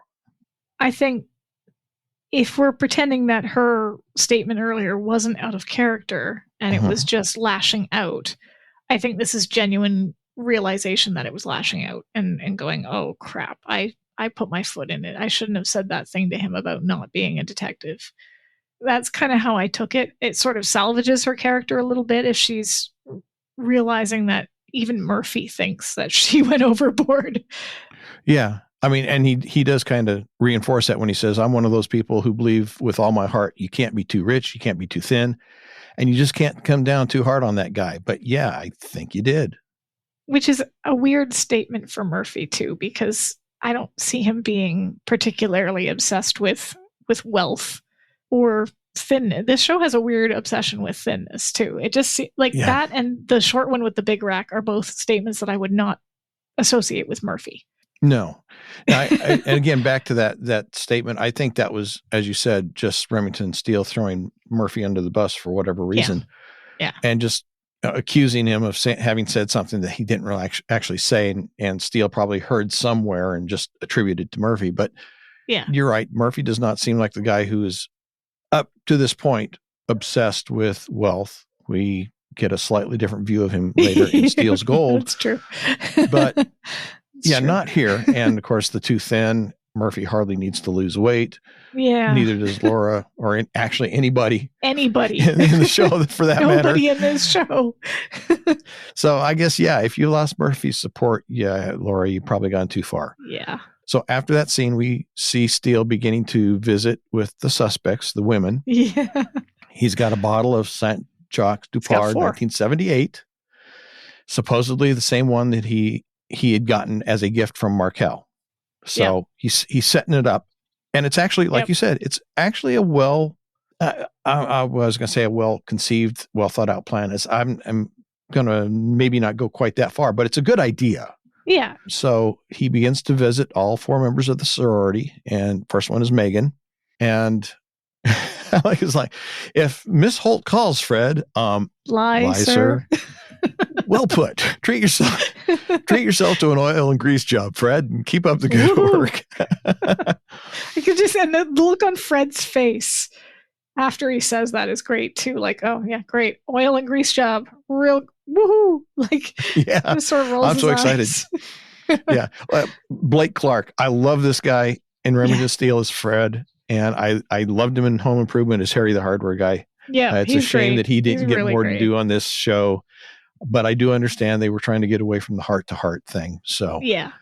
But they could have used him a little bit more, just given him a little bit more to do without going that far. He packs a lot into the bits where he is featured.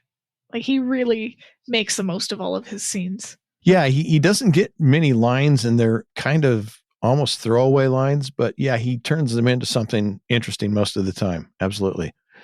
Back at the office, Laura is on the phone with Murphy, and it seems like a friendly conversation, and almost like the old days, before the dark times, before the Empire, before the darkest timeline. Yeah. If you watch Community. So Murphy tells her that the wine was poisoned with a herbicide injected through the cork, which gives him 3 suspects. Megan, who lived with the man who raced cars, perfect for the first 3 murder attempts involving cars. Janet, who owns a floral business, perfect for a connection to herbicides. And Angela, whose ex-husband owns the liquor stores. At which point Steele shows up muttering, women, mirroring Laura's earlier men. I have a question about this before he gets real drunk. When we see him in the car, when he shows up at Megan's, and obviously we know she does drink, that's a lie because we saw her doing that. When he comes and gets back in the car, and Fred says, Janet Kimmel, sir, and he mumbles yes, how much did he drink? Because he obviously didn't have the bottle with him. So are we to believe he drank 4 bottles of wine? In which case he'd be in the hospital. You'd be in the hospital with alcohol poisoning. There's no way the human body could endure. And I know because when I was in Scotland, I had one night where I had way too much to drink, and it was like a couple of tall cans of beer. And then somebody said Canadians couldn't drink, and I was like, well, challenge accepted. and downed half a bottle of vodka straight. Managed to play pool, stumbled up to I was 24. You got to give me this, okay? Stumbled up to my hostel, fell asleep. I was a wreck the next day. Like, I was a mess. I probably had alcohol poisoning to a certain extent. We were driving through the Highlands that day, so the bus was real bendy. And I basically just curled up in the back of it. And I don't know what they saw that day. I'm sure it was lovely, but I saw none of it. So, saw the inside of a car. I did. I saw in a couple of cases the bathroom and the rest stops, and that was about it. So he'd be done. Anyway. Well, perhaps he didn't finish the entire bottle at each location. He had 2 or 3 glasses at each place, so that by the time he was done, it was equivalent to 1 or 2 entire bottles. But he left the remnants there. He comes out of Megan's real drunk already. Mm-hmm. Are we to believe that he shows up at the other women's house wasted, and they're like, yeah, come on in? Well, yeah, I mean, that's what the script says. Like, that also struck me. It would have made a lot more sense if they had him come out of the first house kind of maybe a little buzzed, but not like drunk yet. And then by visit number 4, that's when he's 3 sheets to the wind. But like, he comes out already looking like he's about to tip over. Yeah. So I'm trying to picture how he's knocking on these doors going, "Hi, I got this bottle. You want to share a drink?" Like, it doesn't. I would be like, no, I'm calling the police. Please leave my house. Like, that would be my response.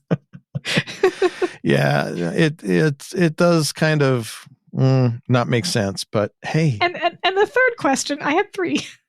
If Okay. Megan refused to drink and she was the first house, why didn't he just stop there?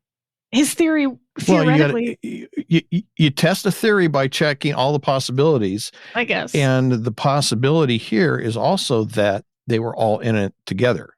True. So if he stop doesn't come after up with that idea until after. Well, that's true, but and in fact, that's probably what leads him to that conclusion, that none of them drank, therefore they must all be in it.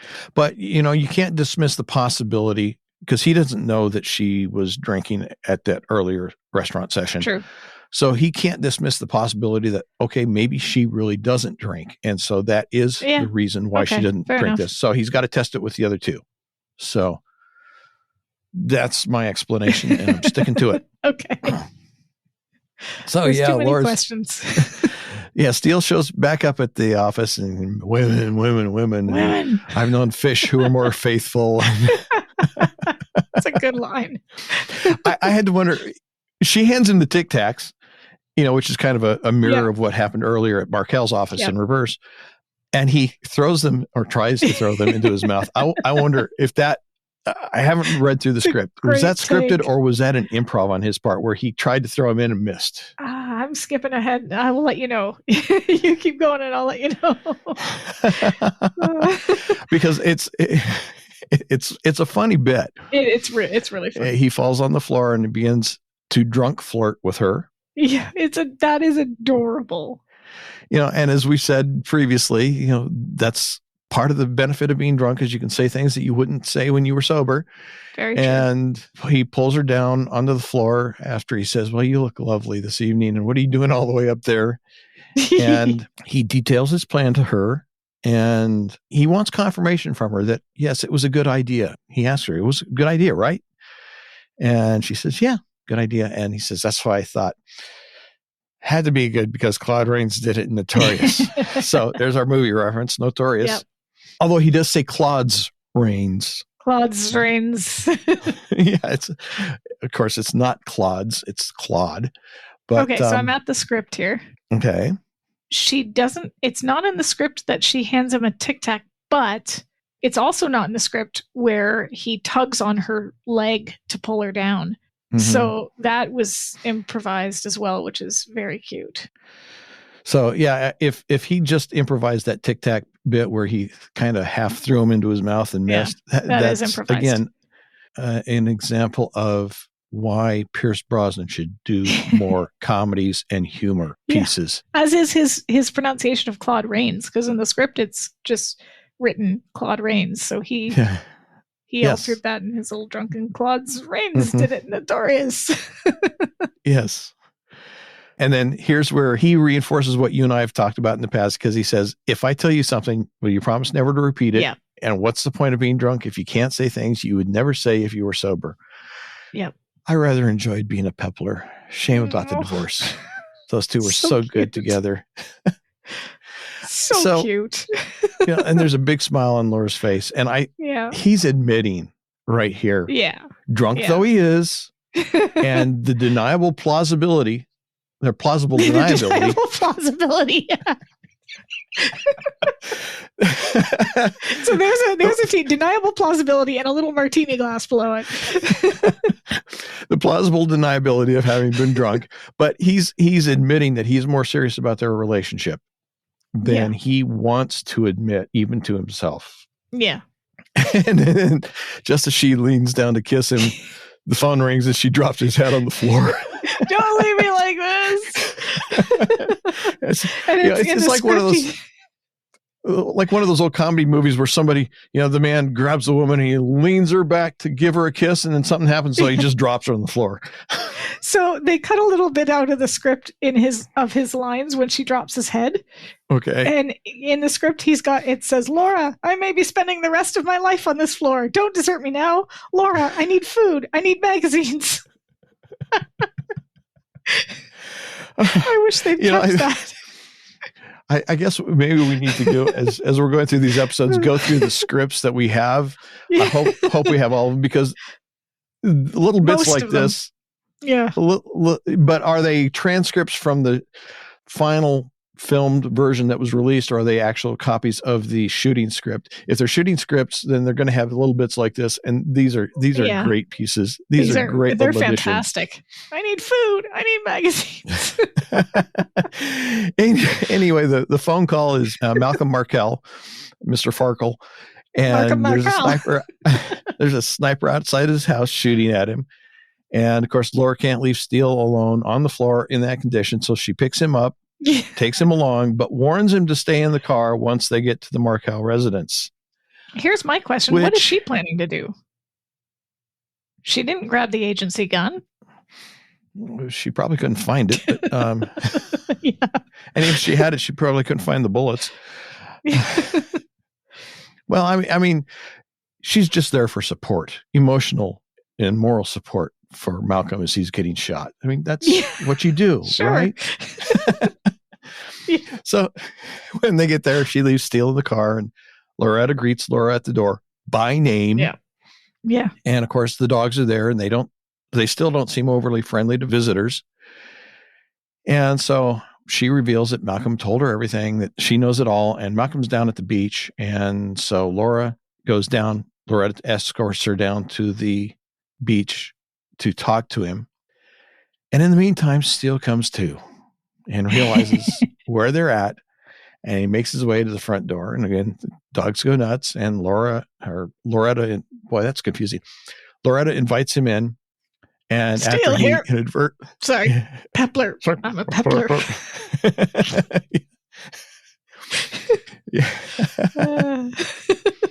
So Laura's on the beach talking to Malcolm, and he tells her that he's moved up their departure date from Los Angeles. And he apologizes for his behavior earlier at the office, and says that while he was huddled under the sink in the house and someone was shooting at him for the first time in his entire life, he knew that somebody wanted him dead. And so he shows his appreciation and gives Laura a check, essentially rehiring the agency after having fired them the previous day. Steele shows up, and Malcolm, of course, instantly recognizes that he's drunk. He says, this man is polluted. You people should seek professional help. This is apparently an agency-wide problem. First Laura, now Steele. Somehow I don't think showing up drunk at clients' houses and offices is the sort of thing that instills confidence in the clients or potential clients. A lot of bad decisions in this episode. A lot of bad decisions. And the fact that it's all pertinent to the case really almost doesn't excuse it. I mean, it makes it maybe a little understandable, but it really doesn't. Yeah. So we see Steele next self-medicating his hangover with Listerine, Visine, plop, plop, fizz, fizz. Oh, what a relief it is. This is here's another commercial pop culture reference. Because again, I know that campaign. I remember the little plop, plop, fizz, fizz.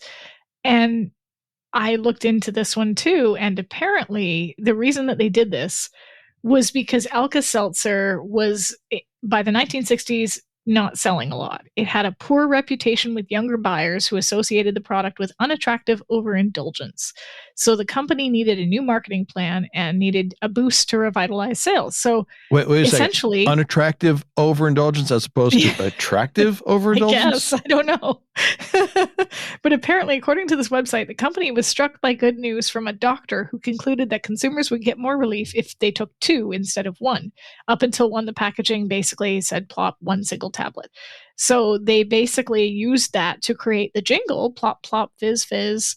Oh, what a relief that it is. And it essentially, that extra plop gave them that boost. TV advertisement went straight up, and yeah, it was really effective. Well, and they effectively doubled their sales, because if you were going to use 1, but now we're telling you to take 2, well, there you go. You're having to buy more, right? Exactly. But yeah, again, it's one of those pop culture references that if you are in on the joke, you get it. But even if you're not, it's still, you understand, okay, I understand what's being referenced here. Yeah. He's got not as the product, not as the joke, not as the commercial, but oh yeah, oh, that's such a relief. It still works. Yep, it does. And I like his line. Do you have any idea what the price one pays for alcohol in the what the price one pays for abusing alcohol in the way I did last night? No, what is the price for it? $10.70. But then again, I didn't shop around. Probably could have done better on the mouthwash. Oh, that's cute. I like that one too. Let's see. And then he confesses to Laura that he doesn't like drinking. He doesn't like what it does to him. And one of the things it does is make him forget things. And he admits he can't remember the previous night. And Laura just hooks him. Poor guy. We ended up on the floor. Really? Oh, I can't go any farther without blushing. Oh, excuse me. I'm sorry. It just. But I also like that he says this, because it implies that he's aware that it also might have made him say something that he otherwise wouldn't normally say. Even if he doesn't remember it, he might sort of understand that drinking causes him to be overly honest, and therefore he doesn't like that loss of control. Yeah. Of course, as a con man, you wouldn't want to lose control, because then you would say things that you don't want your mark to know. Yeah. Exactly. So there's a lot of different layers there, I think, on that one. So after Laura's been teasing him, he says, "Oh, by the way, I've solved the case." It's kind of oh, yeah. Oh, did I mention I've solved the case? And in the outer office, Murphy arrives. Bernice is already there at her desk, and she understandably complains about the call from Steele that brought her in. Yeah. Emergency meeting. Get to the agency as possible. Pick up pastries. Bring pastries. Okay, so now she's no longer even just a secretary. Now she's just the delivery for the local bakery. Yes. Yeah. Poor Bernice. Oh, I feel so sorry for her. Yeah. So Murphy joins Laura and Remington in the office, and he begins to explain his solution. And this is where he comes up with the idea that it was all of them. And he references Murder on the Orient Express. Paramount, 1974. Veritable cavalcade of stars. So again, here's what I don't get. Mm-hmm. Laura seems to, like, she rolls her eyes at it. Murphy rolls his eyes at it. But wasn't that kind of what they were saying on the phone to one another? That if they could tie the wine to the liquor store, that it would make sense. All 4 of them. Mm-hmm. So in that respect, it's not crazy. It's not, and it just mirrors what they, as you said, mirrors what they were saying earlier. But more importantly is we're back to that attitude of, do you hear something? Yeah. Go back to the part where you said you're not a detective. We're back to that again. Yeah. Because Laura is not paying attention. Murphy's really not paying attention. They decide they want more coffee. Yeah. And, do you want a Danish with that coffee? Yeah. Yeah. They're just talking over him and very dismissive, kind of immature. Mm-hmm. Yeah. Any special kind of Danish you want? Yeah. Yeah. It's, it's like, it's not really good for their character development. That's for sure. No. Especially since then she turns around and says, well, we're going to let him go with it. Yeah. Well, either you're disinterested or you're interested. Either you're going to ignore it or you're going to go with it. Make up your mind. So then we jump over to the Markel home. Steele is going through his dramatic recitation. Who? Sounds like an owl. Laura tells Malcolm that they've invited all 4 of the sorority to the Malcolm home under the guise that he's going to be leaving town and that his clients might want to discuss out-of-court settlements prior to his retirement. And as you pointed out earlier, where are their attorneys? They're not showing up with their attorneys. Their attorneys would have okay, I'm not going to say they would have to be there, but they would want their attorneys there. And their attorneys would be very upset if they were having a negotiation without them being there. Absolutely. That's why you hire the attorney. Yeah. I mean, obviously it was so that they didn't have to crowd the scene with characters we've never seen before, but still. I mean, at least throw away a line that explains why they're not there yet or something. Yeah. My lawyer's on his way or something. Yes, exactly. So the guests begin arriving. And of course, the arrival of each one is accompanied by the barking of the Markel dogs. And Steele begins detailing the presumed role of each person as they arrive. And so Megan supposedly tampered first with Malcolm's exhaust system, then re-geared his transmission. Yeah. But of course, it seems that everything Steele is saying is going completely over her head. Not a clue. Yeah. I don't want to say that she's an airheaded blonde, but obviously she has no mechanical interest or abilities. So, I mean, just because you're married to a mechanic doesn't mean you're. My husband does accounts for a major gym chain, and I can't understand spreadsheets to save my life. So, just saying. Yeah, exactly. So Angela arrives and Steele says, well, she supposedly supplied the wine that poisoned and inadvertently killed Malcolm's client instead of Malcolm. And of course, she denies it, saying that she doesn't like Markel, so she would never buy him wine. And besides, everybody knows that he doesn't drink. He doesn't drink, yeah. Which is the first time that this is specifically said. We kind of got that hinted at earlier when he was, drinking the milk, and he told Steele, "Don't let her see me drinking this." But this is the first time it's actually said out loud. So then Janet arrives, and Steele accuses her of providing the herbicide that was used in the wine that was supposedly supplied by Angela. And of course, the problem is that Steele thinks that Janet snuck into the house to poison the wine. Janet points out that she couldn't have done that because of the dogs. Yep. In fact, the dogs are already such a problem that evening that Malcolm has asked Laura to take them, put them on their leashes, and restrain them, get them under control. And Laura, having let Steele run off in a wild direction that makes no sense, he looks to her for help because somebody's got to rescue him to prove his theory. But she says, no, I got a new theory of my own. And she has noticed that the dogs refused to be quiet when strangers arrived at the house. Yep. So she confronts Laura. The night that somebody set fire to the house, you didn't say anything about the dogs barking. And the night Malcolm heard somebody tampering with the car, he also said that he didn't hear the dogs barking at the stranger and at the disturbance. Also, the dogs weren't hurt in the fire. You would think that if there was a fire set to the house, a fire that injured her, that the dogs would have been injured. Yeah, obviously the fire was not so extensive that it did major damage, but apparently she was like smoke inhalation or something like that. Yeah. But you would think that the dogs would have been similarly affected.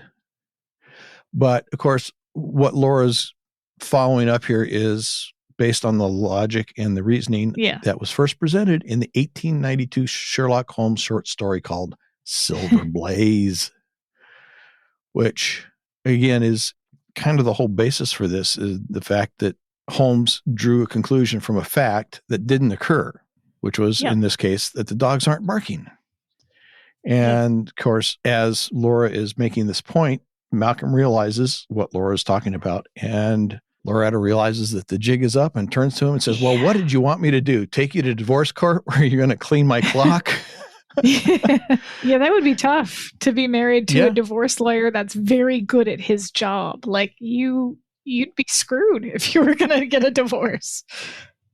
You'd have to get somebody real good. Well, the one thing that might actually save her in that circumstance is that, as the old saying goes, a lawyer who has himself for a client has a fool for a He's client. a fool, yeah. So he would have to hire another lawyer, and the other lawyer probably isn't as good at the job as he is, that's true. and might not take the direction as well or execute it as well as he would himself. And so that would probably be the only thing that might save Loretta in a divorce suit. Yeah. So after she confronts Malcolm, Remington makes a sudden move towards Loretta. The dogs start going nuts, and everyone jumps on the counter or table or something to get out of their reach. So it's a good scene. I like it. Although, given their size and their ability to jump on things, I'm not sure how good it would be to try and do that to get away from dogs, because I would think that they could pursue you. And then after that, as they're sitting on the counter, Loretta goes into her speech about how she put him through school. She was cook, cleaner, bottle washer. She says that she worked through her 8th month of pregnancy. I don't see a child anywhere, so I'm assuming the child is grown. That would have to be the logical presumption there, because, there is no child present. You don't even see anything to indicate that there's a child. No, nothing. No toys, no whatever. Yeah. He says, well, I loved you for doing all those things. And she's pretty sarcastic. Oh, sure, you loved me. You'd better love me. I invested in you. It's like, remember that conversation we had last time about how Laura was talking to Steele and talking to him as an asset, as an investment, and not as a person? It's the same thing. I invested in you. We invested in each other. In this case, it feels more like she invested in a lifestyle that she wanted. Which harkens back to that conversation that she and Laura had in the hospital about how she loves the house. She loves the country club. She loves the parties. She loves even the golf course where she's, barely breaking 150. That's what she loves. Malcolm is just a means to an end, it seems like. Yeah. And he is literally just an investment that she made in order to get these things. Yeah. But she does have a point, though, because she says, who are you to just announce that you're quitting law? Okay, granted, she turns it back into a financial conversation when she says, just when my half of the investment was beginning to pay off. But what right have you got to throw in the towel without even asking me? She's got a point. She does. It's a he major should have life been talking decision. to her. Yes, he should have been talking to her about this. Selling the house, moving, like those are all major decisions that you make with your spouse, not unilaterally and then say, by the way, I'm quitting, we're moving, surprise. Exactly. Yeah. And it by no means justifies what she did, but it certainly does explain how she was feeling and why, through her twisted logic, she thought this was how to respond. It didn't seem like he communicated with her much at all, because he didn't tell her about his ulcer. He didn't tell her he was being, quote, targeted. None of this stuff were things that he revealed to her. So you have to think that there's probably tons of other things he didn't tell her. And so it almost seems like they were living two completely separate lives. One she was happy with and one he wasn't happy with. Would this be one of those relationships from the good old days? Yeah, it sounds like it. It sounds like it, yes. Yeah. It must be the ideal relationship then. Well, other than the whole death threats and attempts on your life. Other than that, though. Okay, so maybe, no, it wasn't. Yeah.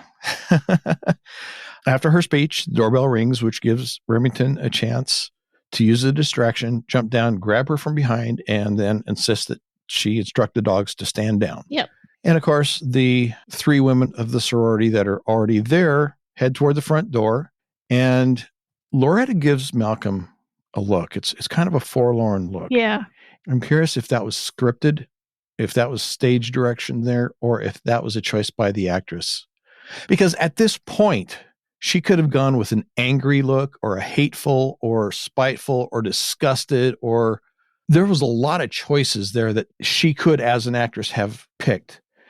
But the look that she gave him was a sense of loss. Yeah. There's nothing in the script. It just says that he grabs her and holds on to her, and then the doorbell. Yeah, there's nothing in there. As Laura, Malcolm, and the others come on the table, and then they No, this was a choice. This was a choice from the actress. And I think that was, I liked that choice. Yeah, I did too. I like that because it shows that despite the fact that she was trying to kill him, it was really out of a sense of loss. To be honest, if it wasn't for the car, I almost wondered if she was even trying to kill him or if she was just trying to scare him into changing his mind, because the other attempts were clumsy. The fire, he wasn't even there. I mean, you want to stay in your house. You don't want to set fire to it. That's going to make him want to move even more. The shots on him, she missed. So the only other, and the wine, I guess, yeah. There was enough poison in that wine that the one guy took one glass and that was over. So true. And the car situation would kill you. Like, I don't know even how Steele survived that one. That was it was a big explosion. He wasn't seatbelted in, so he fell out the door. That I think is what we're supposed to think. But yeah, I think it was an interesting choice on the actress's part because it does suggest that it was all desperation. Yeah. And that she really, in spite of everything else, despite how she described their life history, and in spite of the fact that she obviously had this huge emotional attachment to all the things that she described, that really she did care about him and she was sad at the loss of their relationship at some level. Yeah, I got that impression too. Yeah, I just thought that was an interesting choice on her part. Anyway, they get to the front door and we find Beth and her ex-husband Roger on the porch in a clinch. They're making out. Oh yeah. And her excuse is, well, there was nowhere to go. Nobody was answering the door. So what else do you do? You just find somebody and start making out with them. I mean, that's what I do when I ring a doorbell. I don't know about you, but yeah. Yes. Just grab somebody and start making out with them. Sure. So after all that's over, Laura and Remington are back at the golf course. They're at the driving range. Yeah. And he's wearing less loud pants. Yeah. Steele asks, how did you know? And she says, well, she didn't at first, but as Steele was beating around the bush with the wrong end of the stick, she realized that no one can. Sorry, an old Ruddles reference there, or at least that's where I got it. But as Steele was doing that, she realized that nobody could have gotten into the house or near the house without the dogs barking, and that nobody had ever mentioned hearing them bark. Yeah. And it made sense because Laura would have been silencing the dogs so as not to give herself away. And you add to that the fact that everybody knew that Malcolm didn't drink alcohol because of an ulcer, and yet wine was sent to him, obviously by somebody who didn't know about his ulcer, which in this case had to be Loretta. So she somehow arranged for a mechanic to come out at night to re-gear his car. And yeah. So that is how Laura explains it all. And then, of course, it closes with Laura taking a practice drive and Steele coming up behind her and saying, handsome shot, Mrs. Pepler. Which is cute. I like it. It's a good tag scene. Cute little tag scene. Yeah. He does like the idea of being a Pepler. Yes. He won't admit it unless he's drunk, but he does like it somewhere. Yeah.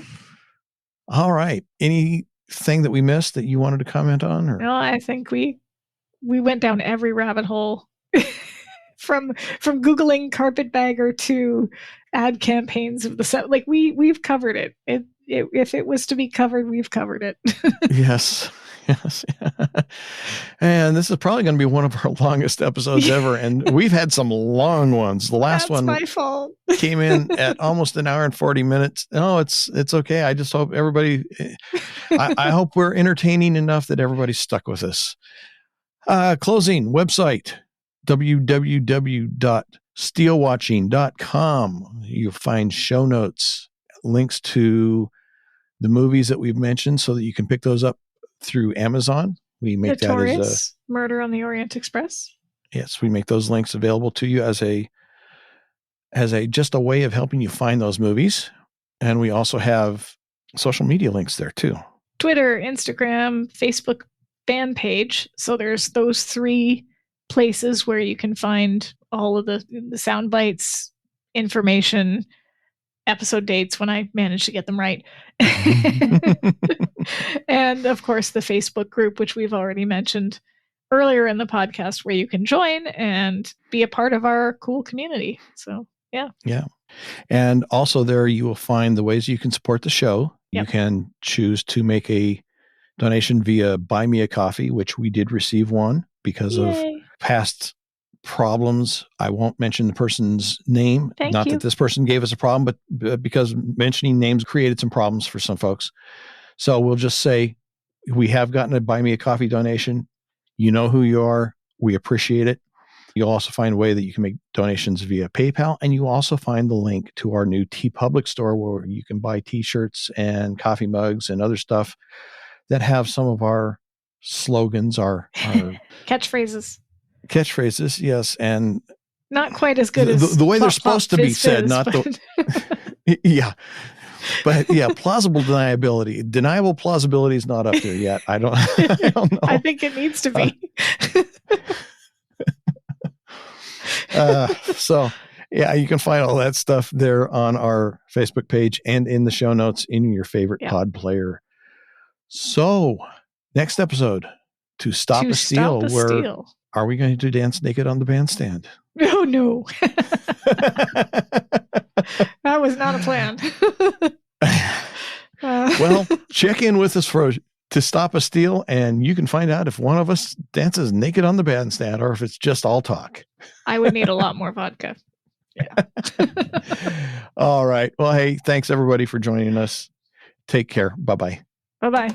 For Dr. Pepper, hear the Jacksons featuring Michael Jackson. Drink Dr. Pepper and I'm proud.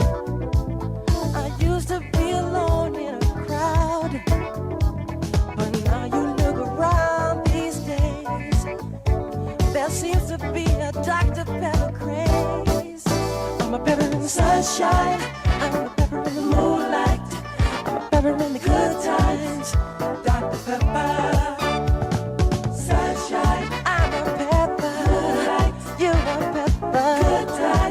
Drink Dr. Pepper. Everywhere you go, our peppers. Lots of folks you know our peppers. Wouldn't you like to be a pepper too? I'm a pepper, he's a pepper. And if you drink Dr. Pepper, you will find that you're a pepper too. Drink Dr. Pepper. Drink Dr. Pepper. For Dr. Pepper, here are the Statler brothers. I drink Dr. Pepper, don't you see? 'Cause it's the perfect taste for me. That original taste, you know, is making peppers everywhere you go. I'm a pepper, he's a pepper, we're a pepper. If you drink Dr. Pepper, you're a pepper too. Us peppers are an interesting breed. An original taste is what we need. Ask any Statler and he'll say only Dr. Pepper tastes that way. Harold's a pepper, Lou's a pepper, Don's a pepper, Bill's a pepper. Would you like to be a pepper too? Be a pepper. Drink Dr. Pepper. We're all peppers. Drink Dr. Pepper.